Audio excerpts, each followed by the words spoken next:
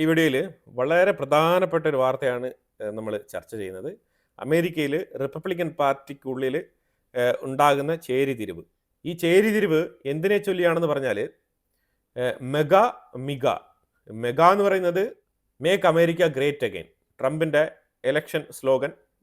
അതിനെ തുടർന്നുണ്ടായ ഒരു സംഘടന. ശരിക്കും 2020 മുതലേ ഈ ഒരു സംഘടന നിലനിൽക്കുന്നുണ്ട്. ട്രംപ് ഈ ഒരു സംഘടന ത്രൂ ആണ് കംപ്ലീറ്റ് ലൈം ലൈറ്റിൽ പുള്ളിക്കാരൻ്റെ ആ ഇലക്ഷൻ പ്രചാരണം ഉടനീളം നിലനിർത്തി പോന്നിരുന്നത്. ഇപ്പം മിഗ എന്ന് പറഞ്ഞാൽ ഇതിനകത്ത് രണ്ട് ടെർമിനോളജി വരും. മേക്ക് ഇന്ത്യ ഗ്രേറ്റ് അഗൈൻ, പക്ഷേ അതിന് വലിയ പ്രസക്തിയില്ല. അമേരിക്കയിൽ പ്രസക്തിയുള്ളത് മേക്ക് ഇസ്രായേൽ ഗ്രേറ്റ് അഗൈൻ, അതിനാണ് പ്രസക്തി കൂടുതൽ. അപ്പം ഇതിനകത്ത് മിഗ ഇത് രണ്ടിൻ്റെയും കാര്യം മനസ്സിലായല്ലോ. ഇതാണ് സംഭവം. ഈ രണ്ട് സെക്ടറുകളിലും ആൾക്കാർ, പ്രത്യേകിച്ച് കൺസർവേറ്റീവ്, ഈ റിപ്പബ്ലിക്കൻ പാർട്ടിയിൽപ്പെട്ട ആൾക്കാരെയാണ് കൺസർവേറ്റീവ് എന്ന് വിളിക്കുന്നത്. ഈ കൺസർവേറ്റീവ് എന്ന് പറയാനുള്ള കാരണം അവർ ഈ വെളുത്ത തൊലിയുള്ള ആൾക്കാരുടെ മൂല്യം ഉയർത്തിപ്പിടിക്കുന്ന ആൾക്കാരാണ് കൺസർവേറ്റീവ്സ്. ഭയങ്കര പാരമ്പര്യവാദികളാണ്. അപ്പോൾ അതുകൊണ്ട് അമേരിക്ക വെള്ളക്കാർക്കുള്ളതാണെന്നുള്ള അവകാശവാദമാണ് അവരുടേത്. അപ്പോൾ അതുകൊണ്ട് ട്രംപ് റിപ്പബ്ലിക്കൻ പാർട്ടി ഉയർത്തുന്ന ആ ഒരു പൊളിറ്റിക്സ് ഇതാണ്. അപ്പോൾ ആ പൊളിറ്റിക്സിൽ കുറച്ച് പഴയ ആൾക്കാർ, വയസ്സായ ആൾക്കാരെല്ലാം തന്നെ ഈ വൈറ്റ് സ്കിന്നിൻ്റെ പൊളിറ്റിക്സ് പറയുന്ന ആൾക്കാരാണ്. അവരെല്ലാം തന്നെ ട്രംപിനെ അകമഴിഞ്ഞ് സഹായിക്കുന്ന ആൾക്കാരാണ്. എന്നാൽ അവരിൽ നല്ലൊരു ശതമാനം ഇസ്രായേലിനെ പിന്തുണയ്ക്കുന്ന ആൾക്കാരുമാണ്. പക്ഷേ ഈ പുതിയ തലമുറ, ഇപ്പം നമ്മൾ വേണമെങ്കിൽ ജെൻസി എന്ന് വിളിക്കാം, അല്ലെങ്കിൽ എന്ത് പേര് വേണമെങ്കിലും വെച്ച് വിളിച്ചോളൂ. പക്ഷേ ഈ പുതിയ തലമുറയിൽപ്പെട്ട യുവാക്കളായിട്ടുള്ള ആൾക്കാർ, അവരാണ് ഇപ്പോൾ ഏറ്റവും കൂടുതൽ ഈ ട്രംപിൻ്റെ സോഷ്യൽ മീഡിയയിൽ ഏറ്റവും കൂടുതൽ ട്രംപിനെ അനുകൂലിച്ചുള്ള കമൻറ്റുകൾ ഉയർത്തുന്ന ആൾക്കാർ. അപ്പോൾ ഈ ടീമുകൾ ഇപ്പോൾ എന്താണെന്ന് പറഞ്ഞാൽ, ഇസ്രായേലിനെ ഗാസ യുദ്ധം തുടങ്ങി ട്രംപ് ഭരണത്തിൽ വരുന്നതിന് മുമ്പ് വരെ കുറച്ച് നല്ല രീതിയിൽ അനുകൂലിച്ചിരുന്നു. പക്ഷേ അത് കഴിഞ്ഞിട്ട് ഈ യുവാക്കളായിട്ടുള്ള ഈ ഒരു മെഗാ സംഘടനയിൽപ്പെട്ട ആൾക്കാർ തന്നെ ഇസ്രായേലിനെ എതിർക്കുന്ന ഒരു സാഹചര്യമാണ് ഉണ്ടായിരിക്കുന്നത്. അതിന് പ്രത്യേകിച്ച് ഈ ചാർലി ക്രിക്ക് എന്ന് പറഞ്ഞ ആ ഒരു വ്യക്തി കൊല്ലപ്പെട്ടതുമായിട്ട് ബന്ധപ്പെട്ട വിഷയം കൂടി ഇതിനകത്ത് ഉയർന്നു വരുന്നുണ്ട്. ആ ഒരു അലിഗേഷൻ ഇസ്രായേലിന്റെ മേലിലാണ് ആദ്യം വന്ന് വീണത്. ഈ ചാർലി ക്രിക്ക് എന്ന് പറഞ്ഞ ഒരു ഇവാഞ്ചലിസ്റ്റ് യുവാവ് കൊല്ലപ്പെട്ടപ്പോൾ നെതന്യാഹുവിന് ഇസ്രായേലിൽ നിന്നും സ്റ്റേറ്റ്മെന്റ് തുറന്നു പറയേണ്ടി വന്നു. ഇസ്രായേലിന് ഇതിൽ പങ്കില്ല എന്ന് പറയേണ്ടി വന്നു. എന്തുകൊണ്ടാണെന്ന് പറഞ്ഞാൽ, ചാർലി ക്രിക്ക് അവരുടെ സുഹൃത്തുക്കളുടെ അടുത്ത് എനിക്ക് വേറെ ഒന്നിനെയും പേടിയില്ല, പക്ഷേ ഇസ്രായേലിനെ സൂക്ഷിക്കേണ്ടതുണ്ട് എന്നുള്ള രീതിയിലുള്ള സ്റ്റേറ്റ്മെന്റുകൾ പറഞ്ഞിരുന്നതായിട്ടുള്ള വാർത്തകളൊക്കെ വന്നിട്ടുണ്ട്. ഇത് ശരിക്കും എന്തിനാണെന്ന് പറഞ്ഞാൽ, ഈ ചാർലി ക്രിക്ക് ഇതിന് മുമ്പ് ഇസ്രായേലിനെ എതിർത്ത് സംസാരിച്ചിട്ടുണ്ടായിരുന്നു. അപ്പോൾ ഇതിനകത്ത് ഇപ്പോൾ ഈ മിഗ എന്ന് പറഞ്ഞ ആൾക്കാർ, മേക്ക് ഇസ്രായേൽ ഗ്രേറ്റ് അഗൈൻ എന്ന് പറഞ്ഞ ഒരു വിഭാഗം, ശരിക്കും ഈ കൺസർവേറ്റീവ് ആൾക്കാർ, കുറച്ച് വയസ്സായ പ്രായമുള്ള ആൾക്കാരും, ഈ മെഗായിൽ നിൽക്കുന്ന ആൾക്കാർ, അമേരിക്ക ശരിക്കും മറ്റുള്ള രാജ്യങ്ങളിലേക്ക് ഒരുപാട് എയ്ഡുകൾ കൊടുക്കാൻ പാടില്ല, മിലിറ്ററി സഹായങ്ങൾ കൊടുക്കാൻ പാടില്ല, എല്ലാം തന്നെ അമേരിക്കയ്ക്ക് വേണം, അമേരിക്കയുടെ ഉള്ളിൽ തന്നെ ജോലി എല്ലാം തന്നെ അമേരിക്കക്കാർക്ക് കൊടുക്കണം, ഇങ്ങനെയുള്ള ദേശീയവാദികളാണ്. പക്ഷെ അതേസമയം ഇസ്രായേലിനെ ഒരു പരിധിക്ക് കൂടുതൽ സഹായിക്കേണ്ടതില്ല എന്നാണ് ഇവരുടെ വാദം. ഏതാണ് ഈ മെഗാ ടീമുകളുടെ വാദം.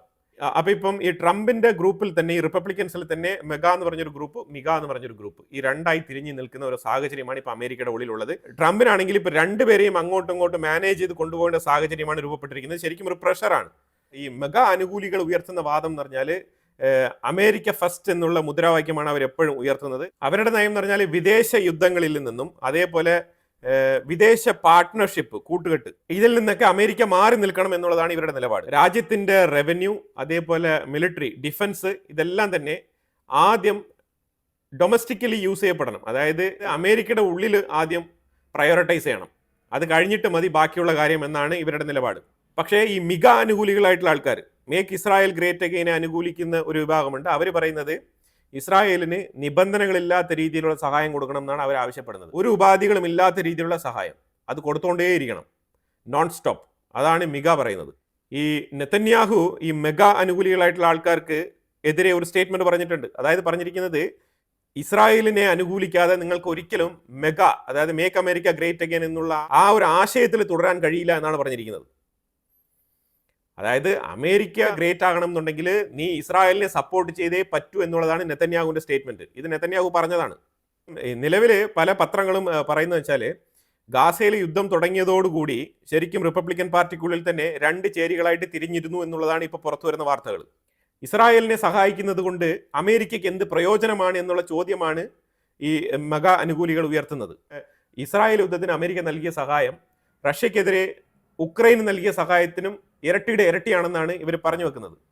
ഇങ്ങനെ ഇസ്രായേലിനെ അകമഴിഞ്ഞ് സഹായിക്കുന്നത് കൊണ്ട് അമേരിക്കയ്ക്കുണ്ടാകുന്ന നേട്ടം എന്താണെന്നുള്ളതാണ് ഇവർ ചോദിക്കുന്നത്. ഈ രീതിയിൽ ഇസ്രായേലിനോടൊപ്പം നിൽക്കുന്നത് അമേരിക്ക ഫസ്റ്റ് എന്നുള്ള ആ ഒരു പോളിസി ഉണ്ടല്ലോ, ട്രംപ് ഇലക്ഷനിൽ ഉടനീളം ഉയർത്തിയ ആ ഒരു വാദം, അമേരിക്ക ഫസ്റ്റ് എന്ന് പറഞ്ഞ ആ ഒരു പോളിസിക്ക് അനുയോജ്യമാണോ ഈ രീതിയിലുള്ള പെരുമാറ്റം എന്നുള്ളതാണ് ഇപ്പൊ ട്രംപിനോട് തന്നെ പരോക്ഷമായി ആൾക്കാർ ചോദിക്കുന്നത്. അതേസമയം ഈ റിപ്പബ്ലിക്കൻ പാർട്ടി ആദ്യ കാലഘട്ടത്തിൽ ട്രംപ് വിജയിച്ചു വന്ന സമയത്ത് ഈ ഇസ്രായേലിനെ അനുകൂലിച്ചുകൊണ്ട് ആന്റൈ സെമറ്റിസത്തിനെതിരെ കോളേജുകളിലും പലതരത്തിലുള്ള ഈ ഫ്രീ പാലസ്തീൻ ആ രീതിയിലുള്ള പ്രൊട്ടസ്റ്റുകളെയൊക്കെ അടിച്ചൊതുക്കലും അതുപോലെ തന്നെ അവർക്കെതിരെ എടുത്ത നടപടികളൊക്കെ പലതരത്തിൽ വിമർശിക്കപ്പെട്ടിട്ടുണ്ട്. അപ്പം അങ്ങനെ വിമർശിക്കപ്പെട്ടതിൽ ഇപ്പം അവിടെ അമേരിക്കയിലുള്ള മുസ്ലിംസ് മാത്രമല്ല ആ കമ്മ്യൂണിറ്റിയിലുള്ളത്, ഈ മറ്റു പല യുവാക്കളും കൂടി ഇവരുടെ സുഹൃത്തുക്കളുടെ സുഹൃത്തുക്കൾ ആ രീതിയിലൊക്കെ ഈ പാലസ്തീനിയൻ ഫ്രീ മൂവ്മെന്റിനെ സപ്പോർട്ട് ചെയ്ത ആൾക്കാർ ഒരുപാടുണ്ട്. പക്ഷേ ഗവൺമെന്റ് ഏത് തരത്തിലുള്ള നിലപാടെടുത്തെങ്കിലും ഒരു പരിധി വരെ ഇതിനെയൊക്കെ തടയാൻ കഴിഞ്ഞുള്ളൂ. അതാണ് ശരിക്കും ഇപ്പം ഈ ഒരു അവസ്ഥയിലേക്ക് എത്തിച്ചത്. ഇതിനെ തുടർന്ന് ടക്കർ കാൾസൺ, അതേപോലെ തന്നെ കാൻഡാസ് ഓവൻ എന്ന് പറഞ്ഞ റിപ്പബ്ലിക്കൻ പാർട്ടിയിൽ തന്നെ പെട്ട ആൾക്കാരെയൊക്കെ ഇസ്രായേലിനെ വിമർശിച്ചതിനെ തുടർന്ന് പുറത്താക്കിയിട്ടുണ്ട്. അതേപോലെ ബെൻ സഫീറോ പോലത്തെ ആൾക്കാരൊക്കെ ഇസ്രായേലിനെ ശക്തമായി പിന്തുണയ്ക്കുന്ന നിലപാടാണ് സ്വീകരിച്ചിരിക്കുന്നത്. അപ്പൊ ഈ രീതിയിൽ കാര്യങ്ങൾ രണ്ട് ചേരിയിൽ തന്നെ തുടർന്ന് സഞ്ചരിച്ചുകൊണ്ടിരിക്കുന്ന സാഹചര്യത്തിലാണ് എപ്സ്റ്റീൻ ഫയൽ കേസ് വരുന്നത്. ഈ എപ്സ്റ്റീൻ കേസിന്റെ ഫയൽ ഇപ്പം ഈ രണ്ട് ചേരികളും അങ്ങോട്ടും ഇങ്ങോട്ടും അടി തുടങ്ങിയിരിക്കുകയാണ് ഈ ഒരു വിഷയത്തിനെ ചൊല്ലി, എപ്സ്റ്റീൻ ഫയലിന്റെ വിഷയത്തിനെ ചൊല്ലി. ഈ മെഗാ എന്ന് പറഞ്ഞ അമേരിക്ക ഫസ്റ്റ് പോളിസിയുമായിട്ട് മുന്നോട്ട് പോകുന്ന ആ യുവാക്കളുടെ സംഘം എന്താണ് പറയുന്നത് പറഞ്ഞാൽ എപ്സ്റ്റീൻ ഫയൽ പൂർണ്ണമായിട്ടും പുറത്തിറക്കണം എന്നാണ് പറയുന്നത്. പക്ഷേ ഈ കൺസർവേറ്റീവ് ആയിട്ടുള്ള ആൾക്കാരുണ്ടല്ലോ, അവർക്കിപ്പോൾ ഇത് പുറത്ത് വന്നാലും വന്നില്ലെങ്കിലും അതിൽ വലിയ താല്പര്യമൊന്നുമില്ല. അതാണ് അവസ്ഥ. പക്ഷേ ട്രംപിന്റെ അനുയായികളായിട്ടുള്ള ഈ രണ്ട് കൂട്ടരും അങ്ങോട്ടും ഇങ്ങോട്ടും തമ്മിലടിക്കുമ്പോൾ ട്രംപ് ഒരു തരത്തിലും മിണ്ടുന്നില്ല ഈ വിഷയത്തിനെ ചൊല്ലി. ഈ എപ്സ്റ്റീൻ ഫയലിനെ ചൊല്ലി ആയാലും ശരി തന്നെ, ഇസ്രായേലിനെ സഹായിക്കുന്ന വിഷയമായാലും തന്നെ ട്രംപ് മിണ്ടുന്നില്ല എന്നുള്ളതാണ് ഇതിൽ പ്രധാനപ്പെട്ട ഒരു കാര്യം. ഈ രണ്ട് കൂട്ടരും തമ്മിൽ ഉയർന്നു വരുന്ന പ്രധാനപ്പെട്ട ഒരു പ്രശ്നം എന്ന് പറഞ്ഞാൽ അമേരിക്കയുടെ വിദേശ നയം ആർക്ക് വേണ്ടി?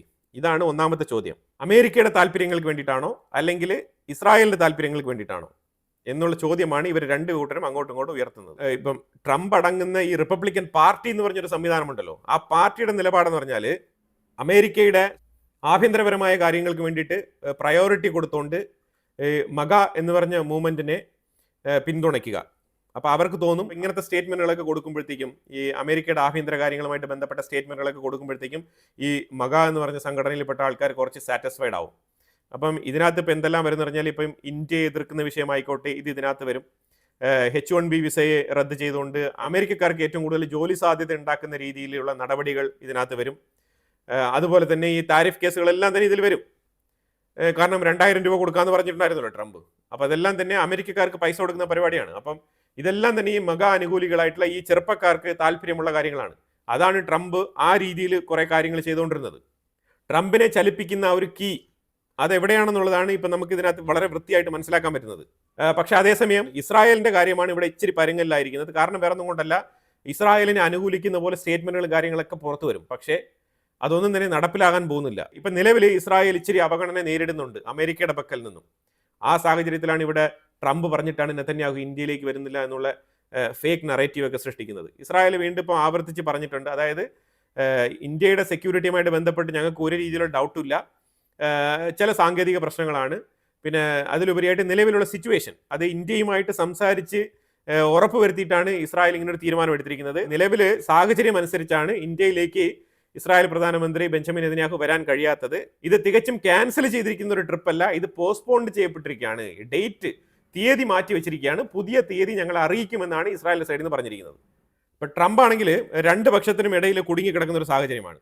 ട്രംപ് ആണെങ്കിൽ ട്രംപ് അഡ്മിനിസ്ട്രേഷൻ പൂർണ്ണമായിട്ട് ഇസ്രായേലിനെ പിന്തുണയ്ക്കുന്നു. പക്ഷേ ചില തീരുമാനങ്ങൾ, അതായത് അമേരിക്കയിലുള്ള ഈ മെഗാ സംഘടനയെ പ്രീതിപ്പെടുത്തുന്ന രീതിയിൽ ട്രംപ് എടുക്കുന്ന ചില തീരുമാനങ്ങൾ ഇസ്രായേലിനെ അസ്വസ്ഥതപ്പെടുത്തുന്നു എന്നുള്ളതാണ് യാഥാർത്ഥ്യം. അപ്പോൾ അതുകൊണ്ട് തന്നെ ഇസ്രായേലിനെ എതിർക്കുന്ന അമേരിക്ക ഫസ്റ്റ് പോളിസിയുമായിട്ട് മുന്നോട്ട് പോകുന്ന മെഗാ ടീമിനെ വെറുപ്പിക്കാനും, അതുപോലെ തന്നെ മേക്ക് ഇസ്രായേൽ ഗ്രേറ്റ് അഗൈൻ എന്ന് പറഞ്ഞ ആ സംഘത്തിനെ പ്രകോപിപ്പിക്കാനും ട്രംപ് തയ്യാറല്ല.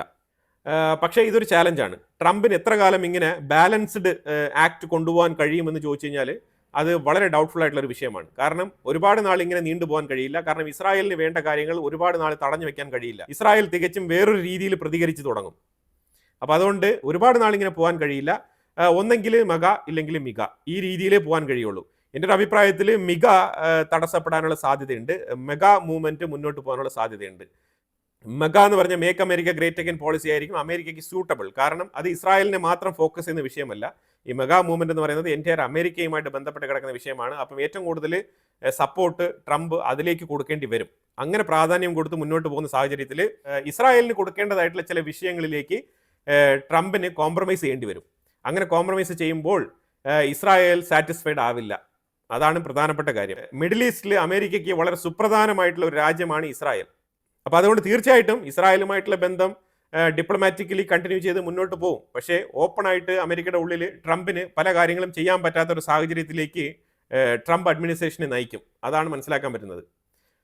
അപ്പോൾ എന്തായാലും ഇപ്പം റിപ്പബ്ലിക്കൻ പാർട്ടിക്കുള്ളിൽ തന്നെ നടന്നുകൊണ്ടിരിക്കുന്ന ഈ ഒരു ചേരിതിരിവ്, പ്രത്യേകിച്ച് ഇസ്രായേലിന്റെ വിഷയവുമായിട്ട് ബന്ധപ്പെട്ട് ട്രംപിന്റെ റിപ്പബ്ലിക്കൻ പാർട്ടിക്കുള്ളിൽ നടക്കുന്ന ഒരു അഭിപ്രായ വ്യത്യാസം, അതാണ് ഇപ്പം പുറത്തു വന്നിരിക്കുന്നത്. അപ്പോൾ ഇതിനെക്കുറിച്ചുള്ള വിശദമായിട്ടുള്ള ഒരു എക്സ്പ്ലനേഷൻ തരാൻ വേണ്ടിയിട്ടാണ് ഈ വീഡിയോ ചെയ്തത്. ഇതിനെക്കുറിച്ചുള്ള അഭിപ്രായങ്ങൾ കമന്റ് ബോക്സിൽ രേഖപ്പെടുത്തുക. കൂടുതൽ വാർത്തകളുമായിട്ട് അടുത്ത വീഡിയോയിൽ വരാം. Thank you so much.